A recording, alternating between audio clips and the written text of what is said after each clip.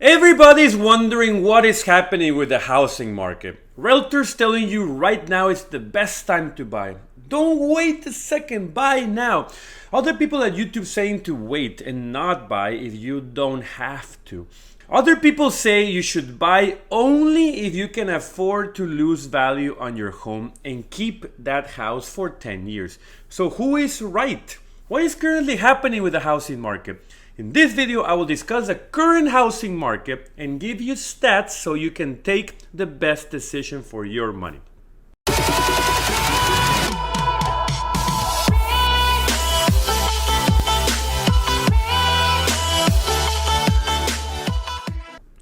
Hi there, welcome to your channel, The Foreigner in America, where I teach locals and foreigners everything related to money and personal finances, including investing in the markets, cryptos, real estate, and businesses. So if you're someone like myself who wants to achieve greater wealth in life, you don't settle for pennies but for Benjamins, and you love money, please subscribe to this great channel and hit that bell so you miss any one of my weekly videos. Also check out my Instagram and TikTok and my blog under The Foreigner in America and my book, which is a solid read, and I will leave a link below for you to check out. So without further ado, let's begin. Let me tell you something. The housing market is still hot today. It's warm now, not like burning hot, but it depends on the area you're looking at. Mortgage demand fell to a 22-year low because rates are close to 6%. Mortgage applications are 18% lower than a year ago, and refinances dropped 83%. This is normal because no one on their right mind will refinance a property at 6%, unless you got it at 8 or 10% because of terrible credit or because you were a foreigner. Even myself as a foreigner, since I was here on a visa, I could get mortgage rates same as the US citizens. And my credit score is over 800, so I can get the best rates moving forward. But interesting enough, the median price for a home has started to decline finally, with prices 10K lower than a month ago. All these changes were caused by the interest rates alone. Less buyers at 5 to 6% means more inventory, and more inventory means less competition and a reduction in price and craziness.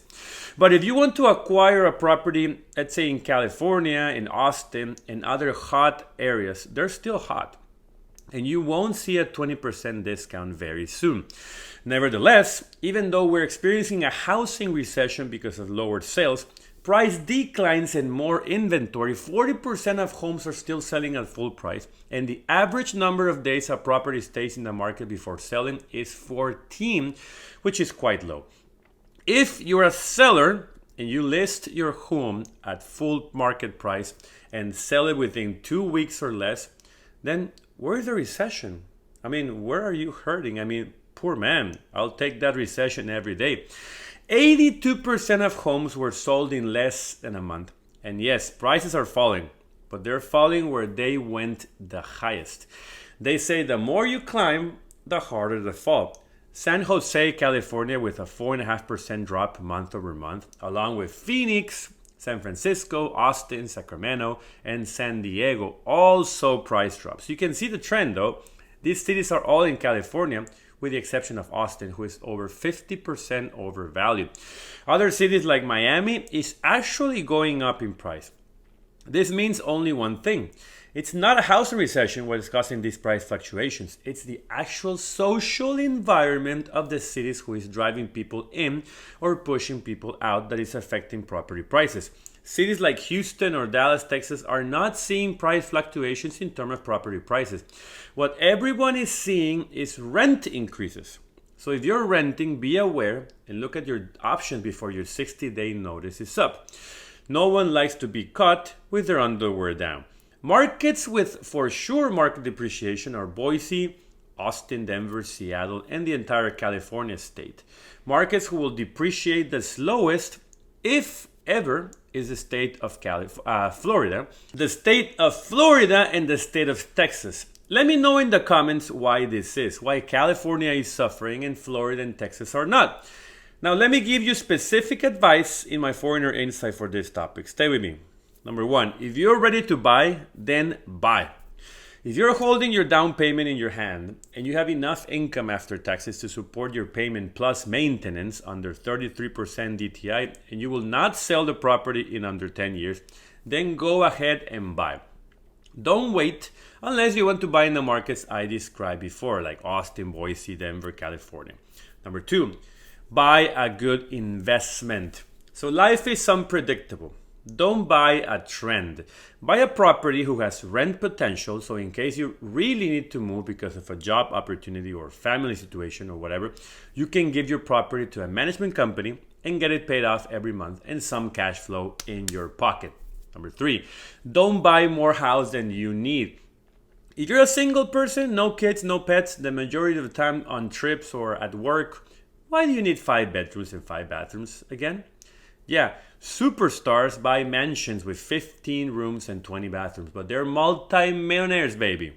Remember what I said in past videos. It's all about the percentage of your income. If they buy a $10 million home, but they make $100 million a year, that's 10%, and they pay cash. They can afford having 14 empty rooms and only use one. You, on the other hand, are buying a $400,000 home when you make $100,000, so if even, so that's 400+% of your income, and you're getting into a 30-year debt. It's not the same. So buy what you need. Number 4, get a home warranty and good home insurance. So home insurance is key. If an appliance breaks, you're covered. If roof leaks, you're covered. If anything happens, a flood or natural disaster, you're covered. The more coverage you have, the less of a burden that house will be for you once it starts breaking down. Even if you buy something brand new, the builders use the cheapest of products and they build it to look good on the day it's sold and then break 1 year later. If a house is made with great materials, it will be super overpriced. Remember, the average return of a house is 40% for a builder. They need to make 40% margin on the house after paying for materials, labor, permits, etc. So forget about marble countertops or Persian carpets for $400,000. Number 5, have an emergency fund in place before you buy a house. This must be self-explanatory if you have common sense. When you're renting, you can always break the lease, pay the penalty, and move out to a cheaper place or with your family, a friend, or even live in your car, like many TikTokers live in vans or RVs. When you get into a mortgage, you belong to the lender. He owns you. That's why Dave Ramsey is always telling you to pay your debt off and go into a 15-year mortgage, not 30. Once you sign a mortgage, your little bottom belongs to the lender. You cannot tell them, oh, sorry, I'll move out and stop paying my mortgage. So if you only have, let's say, $100,000 for your house to close, only use 90 and keep 10 grand for emergencies. If anything happens while you're paying your mortgage, those 10 grand will keep you from losing your home and getting into more trouble. 6, get term insurance if someone else depends on you. If you're single, no kids, no problemo, like Terminator once said. You pass away, the lender takes the house and nobody suffers. But if you have a wife or kids who depend on your income, the mortgage debt doesn't go away when you die. It goes to them. In other countries, there's insurance where the person dies and the debt is paid off automatically. In the US, they want people to suffer, so that doesn't exist. What you do is get term insurance. That's the cheapest way to insure your family against a mortgage. If you owe $400,000 in your mortgage, go and get term insurance for 30 years worth $400,000. If you pass away, your wife or your kids get that money and pay off the house so they can keep living there as usual.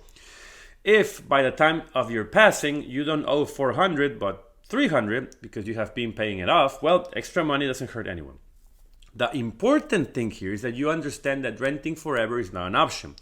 Buying when you're not ready or buying way more than what you can afford is also not an option. So time your decisions wisely, always save money, always invest to make it grow, and grab an experienced realtor who can negotiate in your behalf. If that person only puts offers and nothing else, you can do that yourself and negotiate a price discount. It's costing the seller 6%. But remember, Take control of your life and take control of your money. So thanks a lot for watching this video. If you enjoyed it and found useful information, give me a like, subscribe, and hit that bell so you miss any one of my videos as soon as they come out. So have a great day, don't lose any money, and I'll see you next time.